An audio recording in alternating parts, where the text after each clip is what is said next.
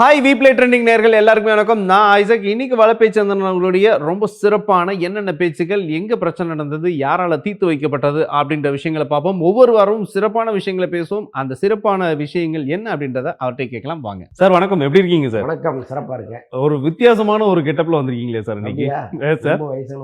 Sir இல்ல sir, ரொம்ப எங்க இருக்கீங்க அப்படின்ற விஷயத்துதான். ஸோ அந்த இளமையான விஷயத்தோட இளமையான நிறைய பதில்கள் வந்து உங்ககிட்ட இருந்து நாங்கள் எதிர்பார்க்குறோம். இப்போ அப்கமிங்ல பார்த்தீங்கன்னா அஜித் சாருடைய படங்களுடைய டீசர் பக்காவா சூப்பராக ரெடியாக இருக்கு. Yes sir. அது என்ன சார், இது ரொம்ப வித்தியாசமா ஒரு 11 மணி அந்த டைம்ல ரிலீஸ் பண்ணியிருக்காங்க. இதை பத்தி கொஞ்சம் சொல்லுங்க. 11:08 ஓகே சார். நைட்டு. அதான் சென்டிமெண்ட் தான், வேற ஒன்றும் கிடையாது. ஆக்சுவலாக அவருக்கு வந்து இந்த கூட்டுத்தொகையில் வர்ற நம்பர் வந்து அன்னைக்கு அது பண்ணால் சரியாக இருக்கும்னு அவர் நினச்சிருப்பார் போல இருக்கு. ஆக்சுவலாக பேசிக்கலாக அவரே ஒரு ஜோசியர் தான். ஸோ அதனால் அவர் வந்து அதெல்லாம் பார்த்துட்டு இந்த டைமில் பண்ணுங்க அப்படின்னு பண்ணியிருக்காரு. அப்படி பார்த்தீங்கன்னா இதே மாதிரி எல்லா படங்களும் பண்ணுறாங்கன்னு வைங்களேன். எல்லா படமும் ஓடிருமா என்ன?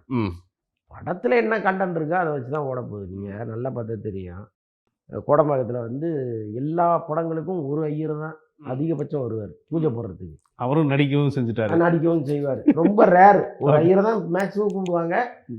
ஒரே நாளில் அடுத்தடுத்து பூஜை இருக்குது, அல்லது ஒரே டைமில் ஒரே நாளில் 4 பூஜை இருக்குன்னா அவர் என்ன பண்ணுவாருன்னா அவரே 2-3 பேர் ரெடி பண்ணி அனுப்புவார். மற்றபடி பார்த்தீங்கன்னா அவர் தான். ஆனால் அவர் பூஜை போடுற படம் இல்லாமல் ஓடிடுது இல்லை, கிடையாது இல்லை. அப்புறம் இந்த படம் நல்லா வரணும்னு நினச்சி தானே பூஜை போடுவாங்க.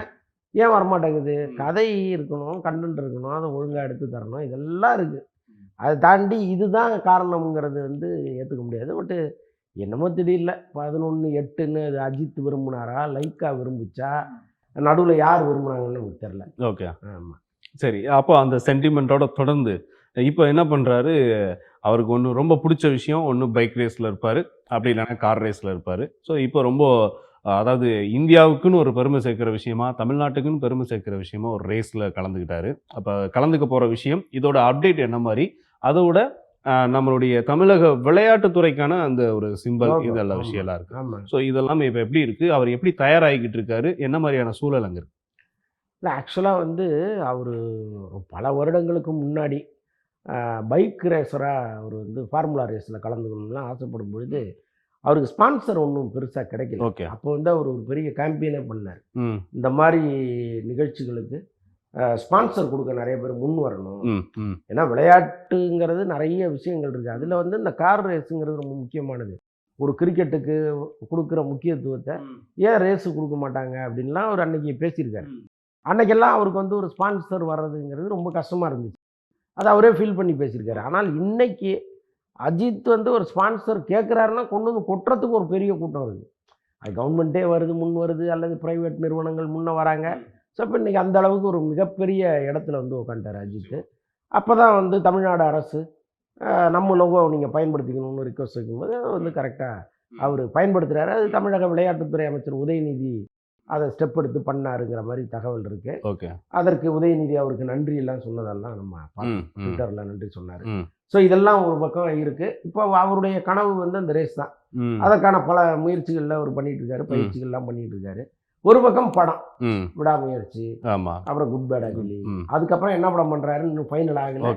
பட் யார்ட்டையாவது கொஞ்ச நேரம் பேசிட்டு இருந்திருப்பார் அவர். இது 2 படங்கள் இருக்குது. இதில் துபாயில் இருக்கிற அஜித் வந்து சென்னைக்கு வராரு. Okay okay. வந்துட்டு சில நாட்கள் இங்கே இருக்காரு. அவர் டப்பிங் பேசுவாரா? ஏன்னா குட் பேட் அகிலியும் ஒரு பாதி டப்பிங் பேச வேண்டியது இருக்கு. விடாமுயற்சியும் பொங்கல் டேட்டு போட்டாங்க. பொங்கலுக்குள்ளே முடிக்கணுமா என்னன்னு தெரியல. ஏன்னா இன்னொரு சாங் பாக்கி இருக்குது, ஒரு 10 நாள் ஷூட்டிங் இருக்குது. குட் பேட் அகிலிக்கும் ஒரு 20 நாள் ஷூட்டிங் இருக்குது. ஸோ இருந்தாலும் இந்த கிடைத்த இடைவெளியில் நம்ம டப்பிங் பேசுகிற வேலையை முடிச்சிருவோம்னு நினைக்கலாம். ஸோ அது அடுத்தடுத்து என்னங்கிறது தெரியல. அவர் ஒருவேளை டப்பிங் பேசுகிறாரா, அல்லது வந்துட்டு ஒரு 2 நாள் இருந்துட்டு வந்த வேகத்தில் திரும்பி போகிறாரான்னு தெரில. பட்டு டப்பிங்கிறது ஒரு பெண்டிங்காக இருக்குது. Okay okay. ஒரு இடையில இந்த ரேஸ்க்கான விஷயம் வரவும் அதுக்கும் சில ஃபோக்கஸ் பண்ண வேண்டியது. இந்த சாங் வேறு விடாமுயற்சிக்காக தாய்லாந்தில் எடுக்க போகிறாங்க, லொக்கேஷன் பார்த்துட்டு இருக்கு. அநேகமாக அது ஃபைனல் ஆயிடுச்சுன்னா ஒரு 2 நாளில் அதுவும் எடுத்துருவாங்க. Okay, okay. வந்துட்டு திரும்ப அதுக்கு போகிறாரான்னு தெரியல. Okay, okay. சரி இப்போ உதயநிதி அவர்களுடைய விஷயங்கள், ஸ்பான்சர் இவ்வளோ விஷயம் சப்போர்ட் பண்றாரு. சினிமாவுக்கும் அவர் சில நிறைய சப்போர்ட்ஸ், படங்கள் விநியோகிக்கிறது இது எல்லாமே சூப்பரா போயிட்டுருக்கு. அவங்க வீட்லயே இப்போ ஒரு இயக்குனர் இருக்காங்க. அவங்களுடைய மனைவி கிருத்திகா அவர்களுடைய படம். இந்த காதலிக்க நேரம் இல்லை அப்படின்ற ஒரு படம் கூட. அதில ஜெயம் ரவி நடிக்கிறாரு. ஸோ இப்போ இந்த படத்துடைய அப்டேட் கொஞ்சம் எனக்கு சொல்லுங்க. அது இப்போ விரைவில் ஆடியோ லான்ச் பண்ணுவாங்கன்னு நினைக்கிறேன் நான். ஏன்னாப்பா அந்த படம் குறித்த தகவல்கள் இப்போ தான் வெளியில் ஓகே. கொஞ்சம் அப்பப்போ ஏதோ ஸ்டில்கள்லாம் வெளியிட்டு இருக்காங்க. பட் அந்த படத்தை வந்து ஜெயம் ரவி ரொம்ப நம்பிட்டு இருக்காரு. நம்ம வரிசையாக அவருக்கு படங்கள் அடி விழுந்துட்டே இருக்கு. இப்போ அண்மை காலமாக ஒரு படமுமே அவருக்கு ஓடலை. ஒருவேளை இந்த படம் கை கொடுக்கும்னு அவர் நம்புறாரு. அதே நேரத்தில் கிருத்திகாவும் வந்து ஒரு நல்ல இயக்குனராக அவங்க மெல்ல மெல்ல மாறிக்கிட்டு இருக்காங்க. அவங்க வந்த புதுதில் இருந்த அந்த மெச்சூரிட்டி வந்து இன்னும் அந்த லெவல் ஏறிக்கிட்டே இருக்கு. இப்போ இந்த படம் வந்து ஒரு நல்ல கமர்ஷியல் படமாகவும் இருக்கும்னு இண்டஸ்ட்ரியில் எதிர்பார்த்துட்டு இருக்காங்க. பட் அவங்களே ஒரு பெரிய நிறுவனம் ரெட் ஜெயிண்ட் வச்சுருக்காங்க, எடுத்து இறக்குவாங்க. ஸோ பெரிய கிராண்ட் ரிலீஸ் எல்லாம் இருக்கும். நிச்சயமா. பார்க்கலாம் என்னன்னு. Okay, okay. சரி இப்போ தளபதியோடைய அடுத்து 69ஓட அப்டேட் என்ன மாரி இருக்கு? ஏன்னா அவர் வந்து இப்போ ஒரு மிகப்பெரிய ஒரு புரட்சிகளுக்கு அப்புறம் சில நிறைய ரசிகர்களோட சந்திப்பு, கட்சி பணிகள் இதெல்லாம் ஒரு தாண்டி இப்போ அந்த 69 நல்லபடியா முடிச்சு கொடுக்கணும். அது இல்லாம ரசிகர்களை மகிழ்விக்கக்கூடிய ஒரு ரெக்கார்ட் ஃபிலிமா இருக்கணும் அப்படின்றதுல எதிர்பார்ப்பு இருக்கும். ரசிகர்களுக்கும் அதே எதிர்பார்ப்பு தான். ஸோ இப்போ இது எந்த மாதிரியான ஒரு விஷயத்துல இருக்கு? என்ன மாரி நடந்துட்டு இருக்கு? இல்லை, நம்ம விஜய் நம்புறதை விட கட்சி விரோதத்தை நம்புறது இன்னும் கொஞ்சம் பெஸ்ட்டுன்னு நான் நினைக்கிறேன். ஏன்னா விஜய் படம் பண்ணுறாரு. இப்போ இந்த லியோலாம் பண்ணார். அவங்க எதிர்பார்த்த அளவுக்கு இல்லை. ஒரு அது வந்து தோல்வி படம் கிடையாது, அதே நேரத்தில் மிகப்பெரிய வெற்றி படமும் கிடையாது. அது அப்படியே மெல்ல கடந்த ஒரு படமாக இருந்துச்சு. இப்போ நான் என்ன சொல்கிறேன், ஒரு அதிரி புதிரியான இப்போ அமரன் வந்து ஊரெல்லாம் அமரன் அமரன்னு பேசுனாங்கல்ல. ஸோ அந்த மாதிரி லியோ பேசிச்சான்னா இல்லை. ஸோ அப்படிப்பட்ட சூழலில் இந்த ஹெச் வினோத்துங்கிற இயக்குனர் வந்து ஒரு ஸ்டஃப்பான இயக்குனர்.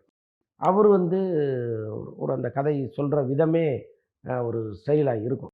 ஸோ அப்படிப்பட்ட இயக்குனர் வந்து விஜயோடு சேரும்பொழுது அந்த படத்தினுடைய தரமே வேறு மாதிரி இருக்குங்கிற அளவுக்கு நம்ம நம்ப வேண்டியதாக இருக்குது. விஜய்க்கும் ஒரு பெரிய கட்டாயம் இருக்குது. ஸோ இண்டஸ்ட்ரியிலேருந்து விலகுகிற கடைசி படம் அது.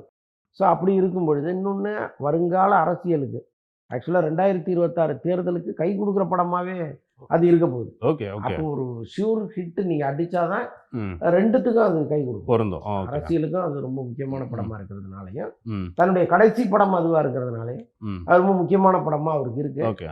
அதுக்கேற்ற டைரக்டர் தான் அவர் கொண்டு வந்திருக்காரு. ஸோ அதனால் ஒரு சாங் இப்போ முடிச்சிட்டாங்க.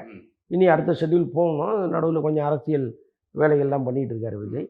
இப்போ அடுத்த ஷெட்யூல் எப்போ போகிறாங்கன்னு தெரியல. Okay, okay. இப்போ அமரன் படத்துடைய டைரக்டர் போய் விஜய் அவர்களை சந்திச்சிருக்காரு. அப்போ சந்திக்கும்போது சில விஷயங்கள் கூட அவர் ரொம்ப ஜாலியாக பேசிட்டாலாம். அமரன் படம் சூப்பராக பண்ணீங்க, கொஞ்சம் நீங்கள் முன்னாடியே வந்திருக்கலாம்ல, இணைந்து பணியாற்றி இருக்கலாமே அப்படின்னு சொல்லிட்டு சுவாரஸ்யமாக பேசியிருந்திருக்காரு போட்டிருக்கு. அதை பற்றி கொஞ்சம் தகவல். இல்லை, ஆக்சுவலாக அந்த சந்திப்பு இப்போ நடந்ததில்லை. அது சில மாதங்களுக்கு முன்னாடி நடந்தது. இப்போ அந்த ஸ்டில்லு வெளியில் வந்து சொல்லிகிட்டு இருக்காங்க. பட் விஜய் எப்படி சொன்னாரான்னு நமக்கு தெரில. அந்த டைரக்டர் சொன்னதா அந்த ஃபோட்டோ கிளிப்பெல்லாம் வருது. அது உண்மையிலே சொன்னாரான்னு நமக்கு தெரியல. ஏன்னா பல விஷயங்களை இப்போ நம்மளே சொல்லாத விஷயங்களை நம்ம ஃபோட்டோவை போட்டு சொன்னதா அடிச்சு விட்றாங்க, டைப் பண்ணி முடிச்சு. ஆமாம். ஸோ அப்படி இந்த ஃபோட்டோ கார்டை வச்சு நம்ம நம்ப முடியாது. ஓகே. பட் நம்ம விசாரித்த வரைக்கும் இந்த சந்திப்பு இப்போ நடந்தது இல்லை. அமரன் ரிலீஸுக்கு முன்னாடி நடந்த சந்திப்பு. ஒருவேளை அமரன் பற்றி கேள்விப்பட்டு வேணா அவர் கேட்டிருக்கலாம். ஓகே. ஒரு நல்ல ஒரு அந்த என்ன சொல்கிறது, ஒரு கதை களம். ஸோ அங்கே நீங்கள் படம் பண்ணுறீங்க, இந்த கதையை நீங்கள் முன்னாடியே சொல்லியிருக்கலாம்லாம் அப்போ வேணா சொல்லியிருப்பாரு. பட் ஆஃப்டர் ரிலீஸ் இவ்வளோ பெரிய ஹிட்டுக்கு பிறகு அவர் சந்தித்ததான் நமக்கு தெரியல. Okay, okay, okay. இல்லை, மகாராஜாவை பொறுத்தளவுக்கு ஒரு இன்டர்நேஷ்னல் சப்ஜெக்ட்னே வச்சுக்கலாம். எனக்கு தெரிந்து யோகி பாபு ஒருத்தர் வந்து ஹாலிவுட்டுக்கு கூப்பிட்டு போகிறாருன்னா ஒன்றும் அந்த டைரக்டர் எப்பேற்பட்டவருங்கிறது நமக்கு தெரில. அதாவது பொள்ளாச்சியில் மாசாணியம்மன் கோயிலில் இந்த துவக்க விழா நடந்திருக்கு. இவ்வளோ நேரம் ரொம்ப சிறப்பாக பேசினார். எப்போவுமே ஒரு சஸ்பென்ஸ் வைப்பார். இந்த முதல் பகுதியிலேருந்து 2ஆம் பகுதி போகிறப்போ ஒரு சஸ்பென்ஸ் இருக்கே, அது என்னன்றதை அடுத்த நிகழ்ச்சியில் பார்க்கலாம்.